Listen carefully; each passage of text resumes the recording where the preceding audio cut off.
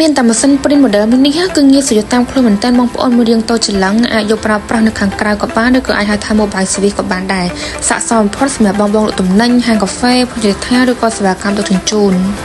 សាកថ្មតែម្ដងបងប្អូនអាចព្រីនបានច្រើនដងមែនតើហើយ model នេះគឺអត់ចាំបាច់ប្រើទឹកថ្នាំទេបងប្អូនមានប្រព័ន្ធបោះពុម្ពតម្លើងកម្ដៅខ្លួនឯងហ្មងពិសេសគឺអាចភ្ជាប់ជាមួយនឹង USB Bluetooth ជាមួយទូរស័ព្ទឬក៏ tablet ដើម្បីព្រីនឬស៊ីបនៅកន្លែងណាក៏បានដែរបងប្អូនក្នុង model នេះគឺមានម៉ាស៊ីនព្រីនសៀវភៅណែនាំហើយក៏មានកដាស់ព្រីន receipt មួយដែរបងប្អូនទំហំវា58 mm ហើយក៏មានដោយសារហើយក៏មាន disk driver ផងដែរបងប្អូនភ្ជាប់ជាមួយនឹង disk driver មួយទៀតណា